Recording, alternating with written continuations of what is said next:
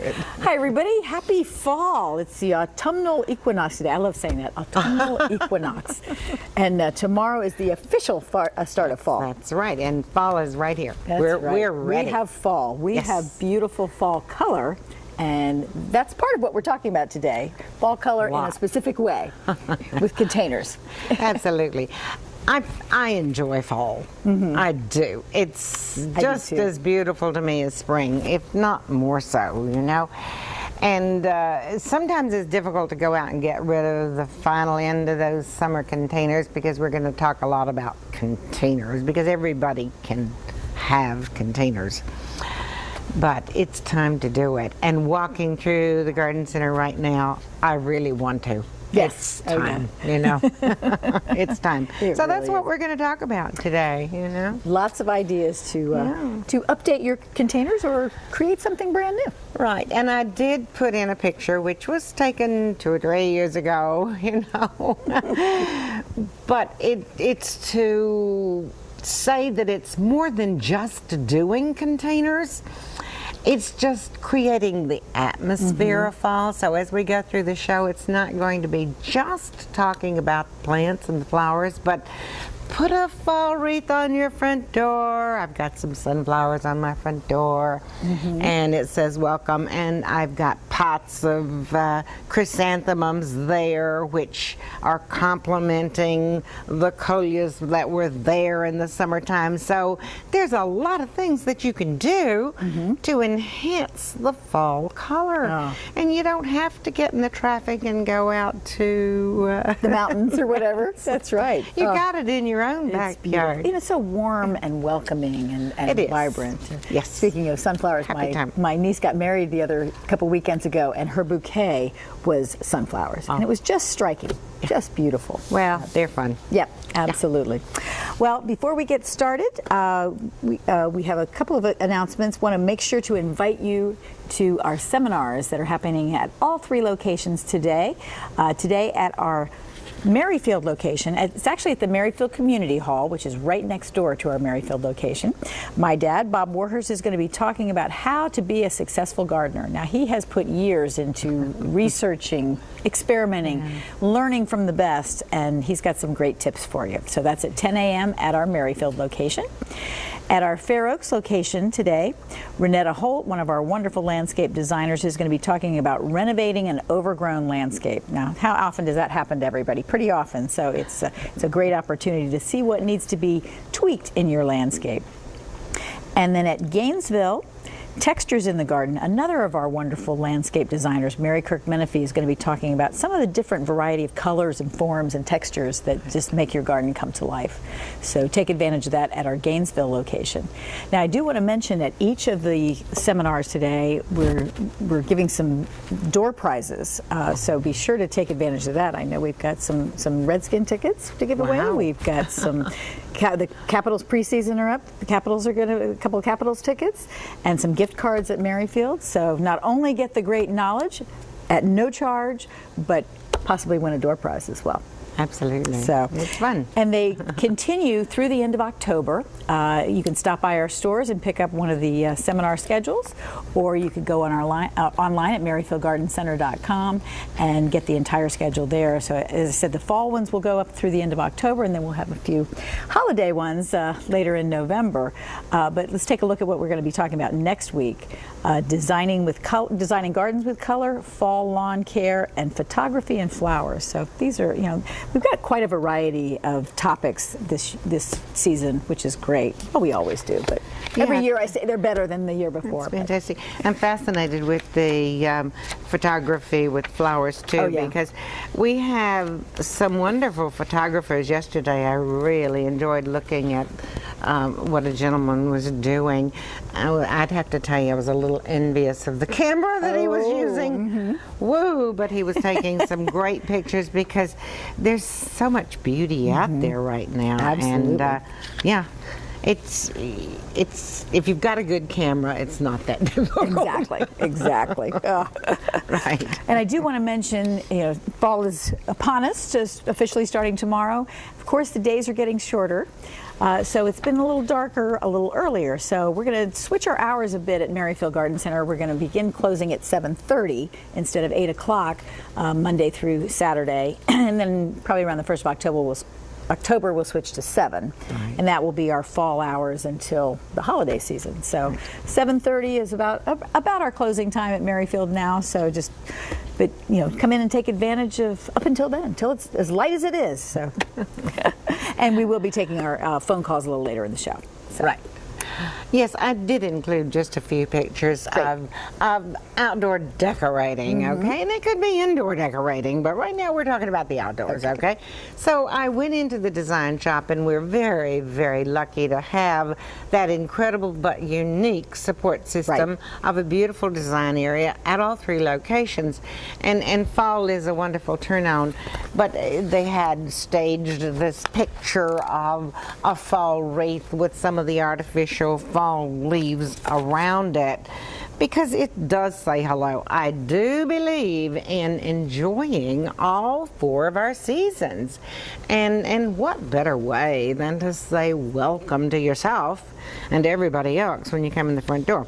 And I did want to make note a little bit, Debbie, to say it won't be long before our leaves will begin to fall. Absolutely. And I'm in the midst of a lot of those falling leaves. Are. Okay. So I want to remind you that wherever possible, it only takes a small space, think about composting those leaves. And we'll just take a quick look at 3 of these other pictures. So the next one coming up is another beautiful, artificial, yes, but beautiful fall wreath. And in the next picture, just to encourage you that when you do come into the garden center, take a walk through our design area. We've got the lovely artificial flowers. I love to bring in fresh flowers, and I usually put them over my kitchen sink where I can remember to take care of them. Right. But I'm not a purist, okay? I do enjoy these artificial flowers, and there's many to choose from, whether you make a wreath for your front door or you put them in your house. And the following picture, I just was taking pictures of things that intrigued me as I walked through. I'm always talking about accessorizing, because it's nice to have something fun as a part of a container. And over the ledge were these wonderful wire pieces, that could even be on a wall behind your containers without anything in them, because they carry their own weight. They do, and it's something you don't really think about, but staging that with something else is just amazing. Absolutely. Well, you can see it's staged with things there, but outside it's just really, really a beautiful thing.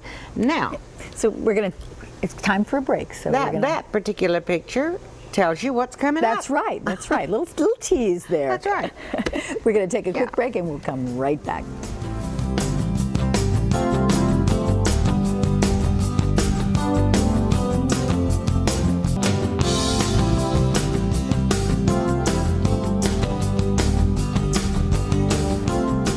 Welcome back to Merrifield's Gardening Advisor. We're talking about fall, and we're talking about color and textures too. One of our seminars today is on textures.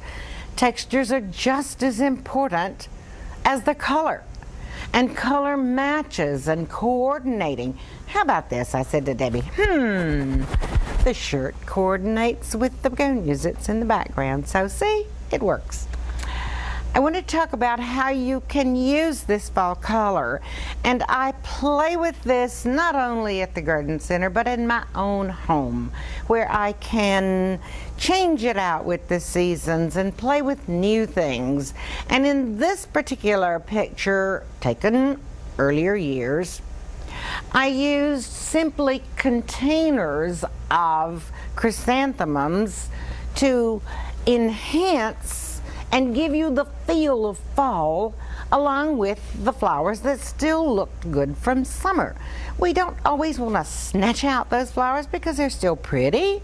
Sometimes we're glad to do it because we're tired of them, okay? But I'm not tired of them. I've got such diversity there.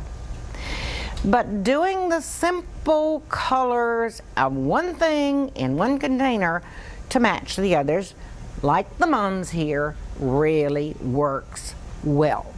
And as we roll through these pictures, we'll see more of that kind of thing. So we'll bring up the next one. What are some of the other strong plants that work well in the fall to give you color? Now, chrysanthemums are only going to bloom for 3 to 4 weeks. There's early, there's mid, and there's late. And so you can have chrysanthemum color throughout all that time. And having the one container of mums, you can just constantly change it out and you've got that constant color. Also, with the hardy asters, which is here, they will only bloom again for 3, possibly 4 weeks, particularly if you deadhead a little bit. These are hardy, okay? And they can be planted in your garden if you choose when they're finished, okay? They give you a lot of wonderful color too. And again, that is a clay pot. I take them out of the containers that we have at the nursery, plant them up in a little bit larger pot, and use them as accessories. You can see here, however, I have added a couple of small chrysanthemums to other containers that's going to take me in through fall and into winter. But let's bring on some more ideas. Oh, there's peppers too.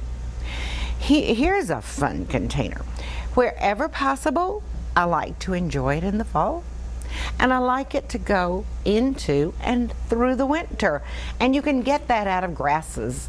A lot of beautiful carex grasses, particularly smaller ones, or if you've got a big container, use a big grass. Sedum Autumn Joy, a perennial. Yes, it's going to lose its color, but it will maintain its form throughout the winter. And if it used to have snow caught on it, it's totally beautiful. The mum will be beautiful for a period of time. Take it out, put in a pansy, and you've got something that's going to go on through. You've got kale in the front, but look at the textures in this. Not just the color, but the textures and the change with the grasses. It's a nice complementary thing. We'll roll through these. I love to do groupings, and I did this grouping a while back at the Fair Oaks location. You can change the heights of your containers to make them more interesting, or even the sizes. I encourage using larger pots wherever possible, but if it's something like a beautiful ornamental pepper, you don't really have to worry about that, because you can use a small pot. You know, it's going to go through to the first frost and it's going to be finished, okay? But I've enjoyed, this is total fall. After that, you put up your winter containers. But accessorizing, I'm always talking about accessorizing. And I think it adds a lot of interest. It doesn't have to be something large. It can be 2 or 3 small things, or in this case, just one rooster. We'll continue, please. Here's a favorite. Perennials. Go to the perennial section and add some of those plants to give you that strong winter interest. Heuchera, carabels, heucherella, tiarella, all very similar plants, perennials. Do better for me in containers than anywhere else. Lovely color. Again, a perennial here. Ophia pogon. It's an ornamental grass in our minds. And hypericum. This is a small shrub in the perennial section. We've added the color of the chrysanthemum that can come out and give the other things room to grow over winter. And violas. Violas are fantastic. I love them mixed with pansies, but boy, are they performers. The next one, please. Another winter container. You get lovely, lovely color from the violas. Again, a different leaf and color of the carabels, and then you have the euphorbia. So this is interest that'll go through the winter. And again, please. The use of evergreens. Fantastic spiral. Larger pot. Pansies around the edges. Great for fall, great for winter. Next one. Carex with a mum, with violas and pansies. When the mum is finished, add more pansies or give these room to grow. Great now, great later. And the next one, please. Okay, this is in my own garden a couple of years ago. It's been absolutely beautiful through fall. It's a large grouping. We spend a lot of time in this particular area of the garden, and it's going to be interesting in the winter. It has grasses, ornamental grasses. They're perennial. Carex are lovely. It has the coral bells. It has even some junipers that give it color, and a lot of other interesting shrub type plants that's going to give you structure and interest. If not color in flower, it's color in the plants themselves. There are a lot of exciting things that you can do, and all it takes is a little imagination or someone like myself to say, do that, you know. We'll be back in a moment, and we will talk more about how you can have these wonderfully interesting things in your garden.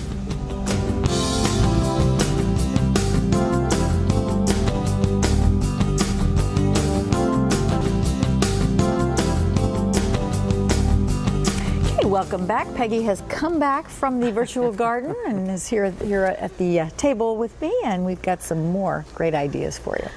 Really, I've really enjoyed the Fair Oaks location. I haven't had time, unfortunately, to go to either of them, but I'm sure it's the same, you know. We have really been playing with all of this color, and industry just keeps bringing on all these beautiful new plants.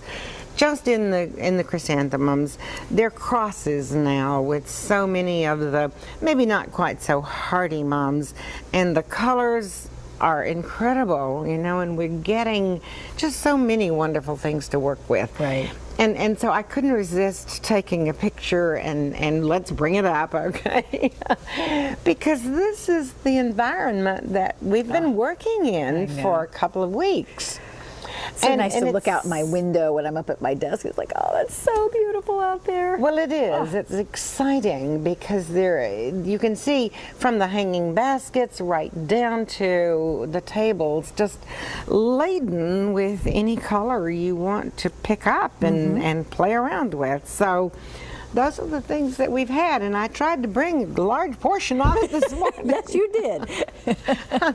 I'll never be able to work my way through that, but then I'm always trying to fit more in than will fit. That's always good. But I want to show you in the next picture something that makes these containers a lot of fun. We will be talking more here on the show, and I will be doing a seminar on bulbs. The bulbs that you plant in the fall and enjoy in the spring. But I took this particular picture last spring. Now, okay, we're talking about fall containers today, so how am I bringing in spring? Exactly. Well, there's a good reason for that. We talk about kale. Kale is very colorful. It will almost always go through the winter. It's much hardier than the cabbage. Although the cabbage are beautiful, the kale is super. This is what that kale looks like when it comes into bloom. Right. And you saw tulips, which we'll bring up the next picture. No, we got it in the next picture too. I just here it is. You see the tall one there. And then if we bring up the next picture, you'll see it in the grouping that I tried last spring. Large grouping. I was trialing some new plants and some of this too. But there you can see that the red borer and the green borer particularly throw up these huge masses of blooms, and it is spectacular, really. So you get a lot out of it for fall, for winter, and then you get this in the spring. Now, I am going to be planting up all of my containers this weekend. When I start those containers, I am going to plant my tulips and my bulbs in those containers first. Right. So they'll be several inches down in that container.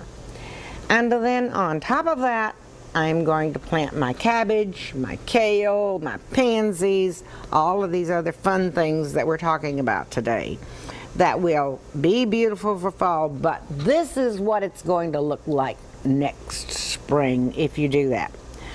You need to come in, coordinate those colors with those tulips and the color of the violas and pansies that you're using, and this is what you can have. And one other quickie in the next picture that's coming up shows that was one spectacular viola in that pot.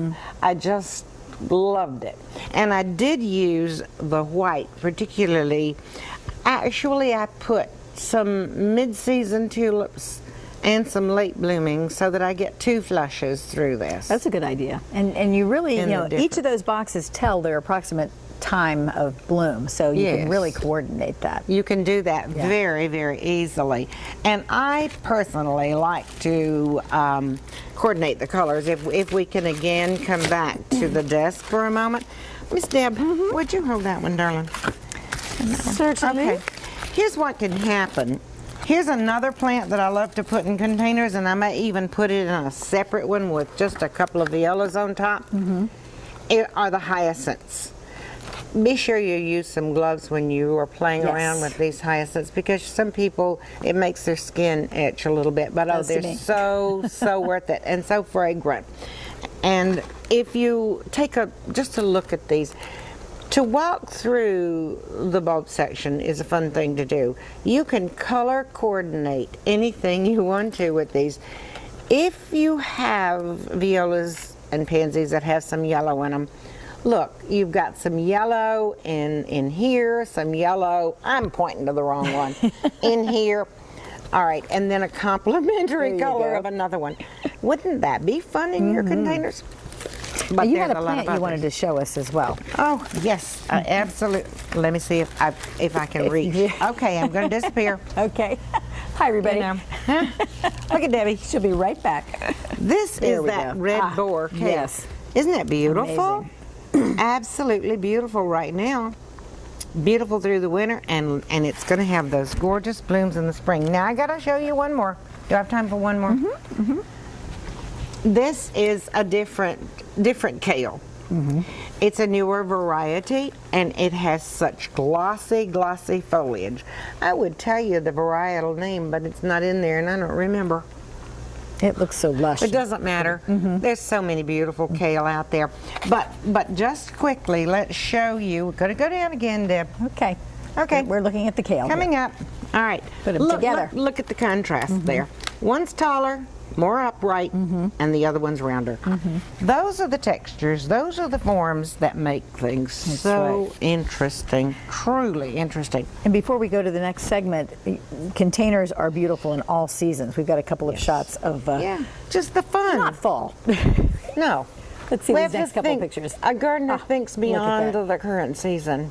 Always, you're planning ahead. This is Hakanakaloa grass. Yes, your grasses turn brown. Don't cut them down in the fall and winter. Wait until March or February, to cut them down. They do look spectacular when that ice and snow gets on them. Happens, and that's another season. And in the next picture, have those interesting containers that are welcoming in the wintertime. And look what happens when a dusting of snow is on them. Now you've got evergreens in those as opposed to some of the flowers, but but look what you get out of that. I do an awful lot with boxwood. I really do. I totally enjoy that plant. And it's pretty good in containers. There's just a couple more things that I would like to share. One is, please, if you are a garlic lover, this is the season to plant garlic. And we do have it. Come in, make a little row in your garden. Take these bulbs apart. Okay. Plant them in. They just come right apart. Just as you're accustomed to cooking with them, you can see how easy it is. Plant them. In 2 or 3 weeks, you'll see the greens come up. You can use even that greens to cook with. Leave them in the ground, and when that greens dies back next spring, they're ready to use, okay? Good. But plant your garlic now. Now, we got to share these pictures, okay? Right? We're going to take time to do that. We're going to take time to do that when we come back, right? Oh, okay. Yeah. When we come back. I think we're in the right spot. Okay, we are. Let's take a quick break and we will be right back. Okay. With some pictures.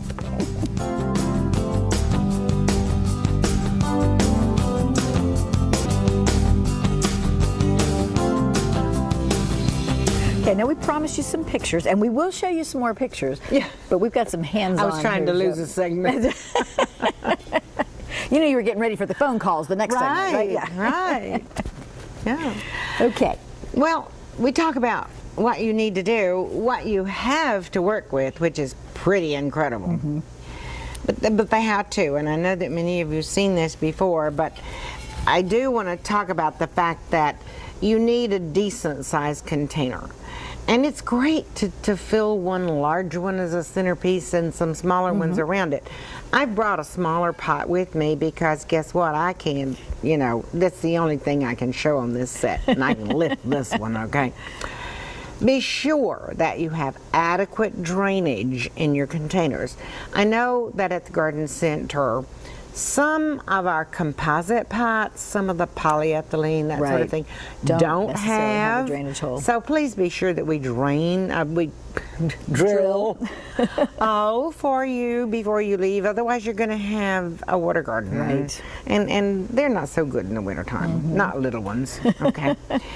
A piece of landscape fabric, and we try to cut small pieces for people that come in.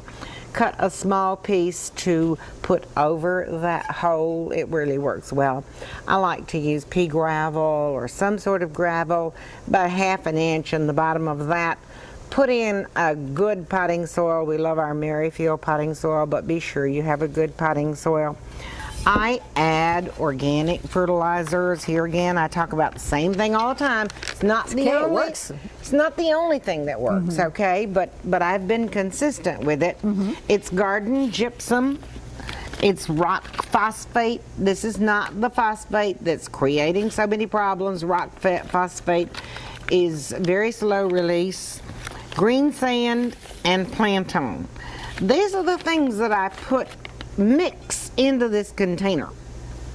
Now, something that makes life easier for me, and the plants like it too, makes life easier for everybody, trust me. Really? Yes. Used appropriately, you know, is the soil moist.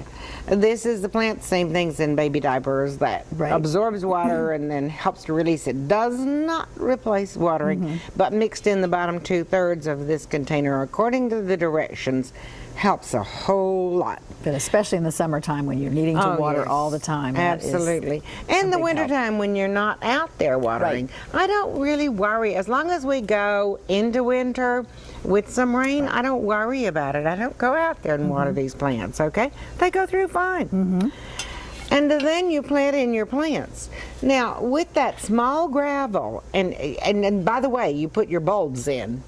I believe in that. It's so beautiful. It's so worth it. You put your bulbs in, you plant your plants in, and then I top it off again. I hold my soil at least 1 inch below the top so that it makes watering easier. And then I like to top it off with a small gravel. It helps to discourage the squirrels digging into it. And it's tidy, and when you water, the soil doesn't splash out, so there's a lot of good reasons for it. Another fertilizer that's fantastic if you want to use it is a good balanced liquid fertilizer. Comes in several brands. This happens to be Jack's Classic. Bloom Booster, which is 10-30-20, and that's a very good fertilizer to use. So there's good things. Couple of tools. And you've heard me say these before, and I'll keep saying it again, and you'll hear it when I get into the bulb thing. I have my favorites because they work well. And this particular one comes in different sizes, different styles, and it's made in America. I like that too. But boy, is it strong. And it has some leverage. And I do almost all my bulb planting in good soil with this. If it's not good, I get a heavy shovel, okay? But I love it for all my containers. And how nice it is to have a decent scoop. Yes. You know? So these are some of the things that really, really work for me. Great. And I like to tell you what works for me. There you go. Before we go, we do have a couple pictures that we wanted to I'd show. like to share. Absolutely. Yes. Let's see this last couple. Anemone. Not in containers, although it could be. In bloom right now in the garden centers are the fall anemones. There are many different kinds of anemones. This is a very rewarding plant. Having said that, I am in deer country. Yes, You are I am definitely in deer country. And I Right don't in the middle of Vienna. I don't live in the country, okay? But they love this. Spray with Bob-X or one of those, alternate with some of them, and you'll have good luck with this. But if you don't get those blooms first, deer will. But a wonderful, long blooming late summer fall plant. And the next one, again in bloom now, unbelievably beautiful, is this hardy Begonia grandis. That's the back side of the leaf, which is totally beautiful, and it's in full bloom right now, and it is magnificent. So those are two things that you need to add to your garden. This one would really like some afternoon shade, okay? And it'll take full morning. Isn't that cute? Fall is definitely here. And I brought a couple of the unusual pumpkins, actually, to put on the set, which I'm going to reach over and hope the set doesn't fall apart. Whatever. Take that one, Debbie. I know. Okay? Oh. And I'm going to reach for the other one. But be creative. Look Yeah, what you they did can with make us. a Isn't that cute? container and go with that. And when you come back to us quickly, wow, I just love pumpkin season. Not your mama's pumpkin. No. But you could make a pie with it if you want to. That's right. But who wants to? They're such fun. Rob's getting ready for pie season. Oh yes, Rob and I loves love to his make his pies. pumpkin pies. But look what happens when and you're going to hear more about this too. It's nothing new, but every year I like my garden stacks. That's right. I love to do those. A little high there. In that clay container. Clay, like your black dress and suit. That's right. Goes anywhere. Absolutely. Well, we're going to take a break. When we come back, we'll take your phone calls. So if you have any questions, give us a call, 703-387-1046, and we will talk to you in just a couple of minutes.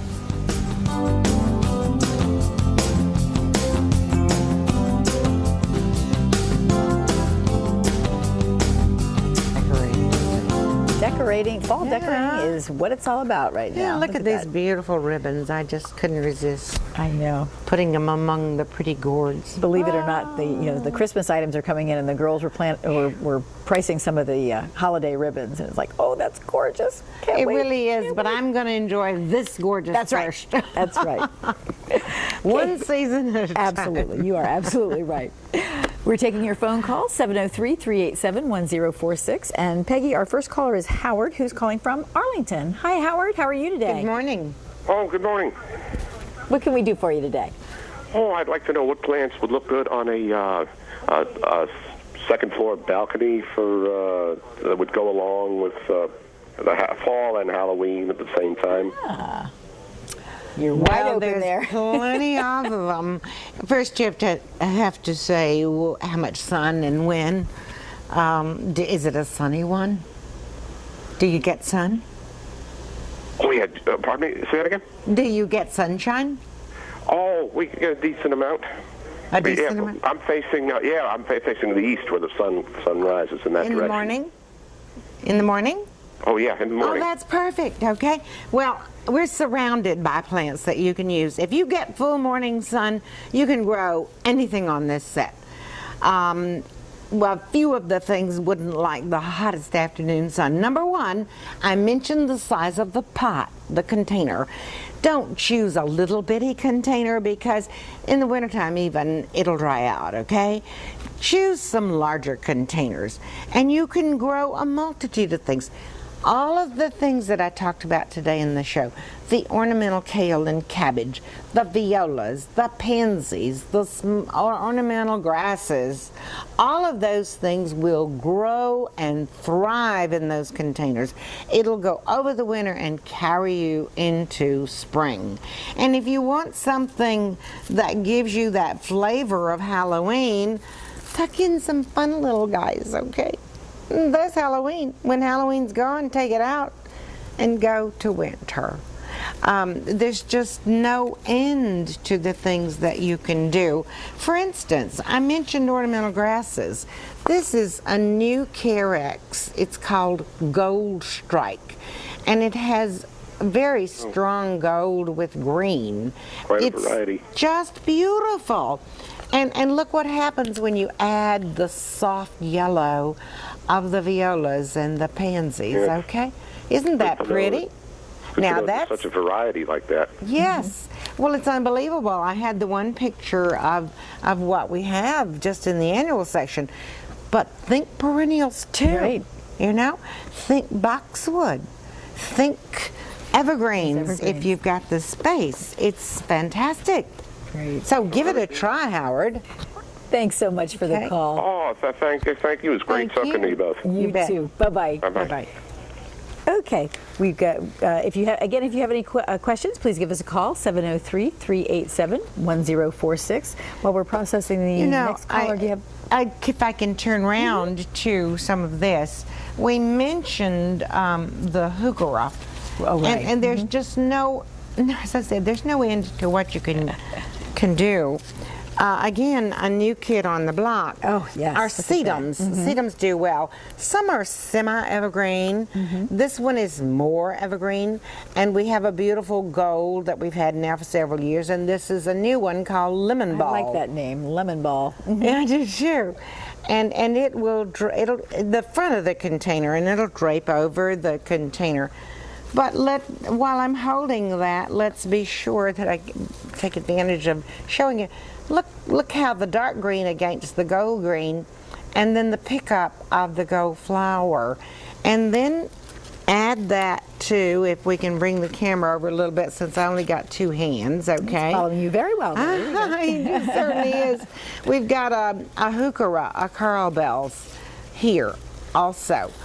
Look what happens when you add that to the mix. Isn't that beautiful? Absolutely. I love it. Okay. And I'm making a mess. That's okay. That's right. And we do have another caller on the line, but I didn't quite catch your name. Who's calling, please?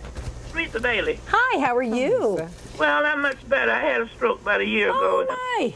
Trying to recuperate. Well, good for you. This is therapeutic. That's right. Yeah. It is for me. I was a nurse before. Now I'm the patient.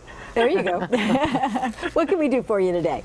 I have a vine in my backyard. I have 6 lots here together, and this vine is right from my deck to where the shed is. I can't see anything out there. This wild vine, I don't know where it came from. Oh, dear. It just runs all over everything. I had plum trees back there, one fruit tree, and fig bushes, and it's covered everything up. Wow. Just runs over everything, all up against the wire fence and everything. Okay, well, it's very difficult for me to identify exactly which vine you've got because there are several rambunctious vines, and if you don't notice it, and it's amazing that you might not notice it for a year or two, and all of a sudden you look out and it's taken over. Bittersweet is one of those vines, and the birds plant the seeds. Okay, they love to eat them and then they share them. Wisteria is another one, but there are others. Hopefully you have a wonderful neighbor that will come in and get rid of some of that vine for you so that you can take your yard back. Yeah, I was wondering if there's anything you could spray on it to make it turn brown or something without killing it. Well, it sounds to me like there's so much of it that it would be great if you would get somebody to help you get rid of the excess, and then you could use a product called Roundup, When the base comes back out in the spring with some fresh growth, that's when you would spray that.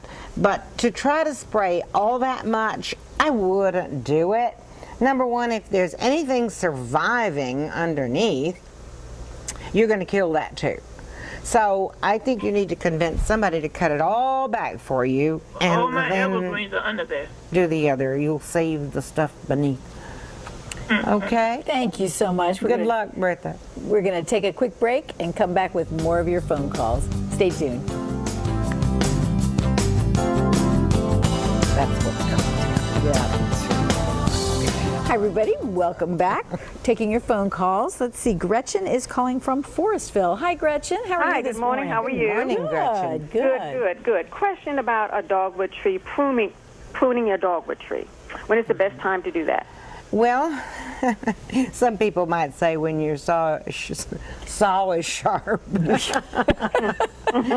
no, you're not going to get that answer from me. Okay. If there's dead wood in it, and that's a concern, take it out, okay? Okay. I'm not sure why you want to prune it. You have to ask yourself why. We had a number of trees around it. It was initially an understory tree. Right. We had to cut the others down, and because it's now getting more sun, it just flourished. I mean, it just started going really crazy, where it's just coming into a little walkway I have back there and everything like that. So I want to prune it up some. You want to limit it. Yes. And you can do that, okay? And different plants really are happiest being pruned at certain times, okay? I would wait until just a little later in the season when it goes a little more dormant, and then you can limb up, okay? Okay. And you could do it even next spring, but I suspect you want to do it soon. Yes. And for you and for all of those out there who do have questions about pruning, and it's amazing how often we do get questions, because I'm always pruning something out in my garden. We do have Larry Shapiro at the Maryfield location on October 26th, who will be talking about pruning. And October is a great time to prune. I don't encourage, let's pretend just for one moment that this is boxwood, okay?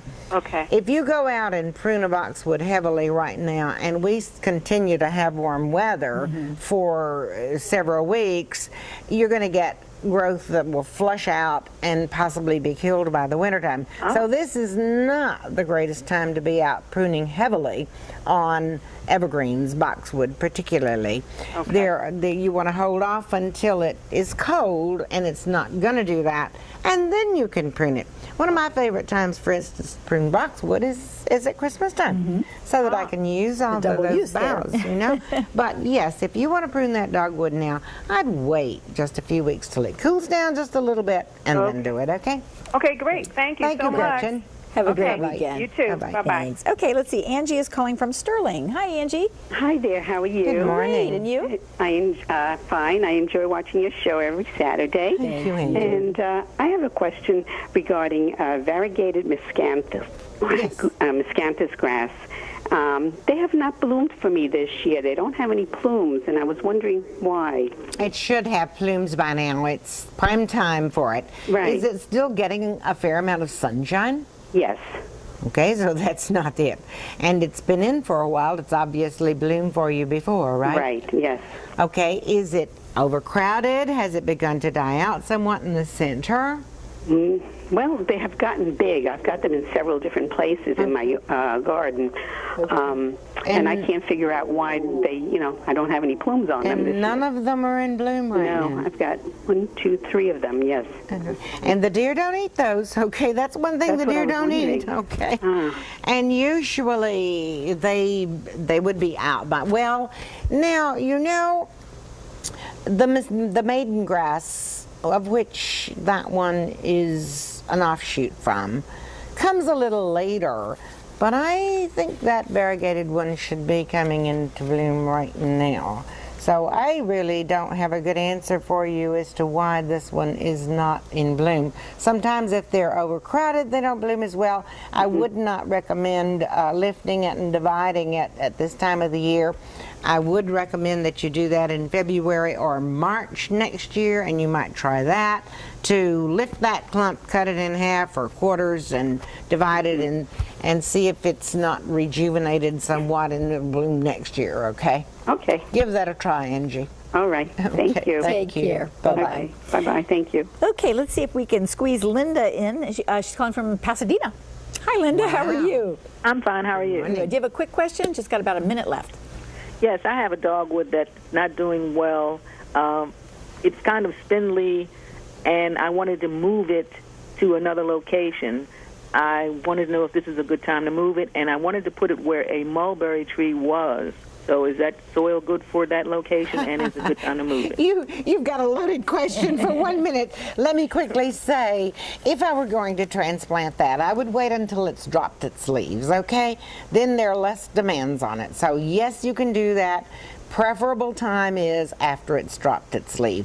Next thing is the mulberry area certainly won't hurt. It should be just fine, provided the roots aren't still in the ground, okay? Right. And when I do planting or transplanting, I always improve the soil just a little bit with a nice organic matter, working it in. That's just part of gardening.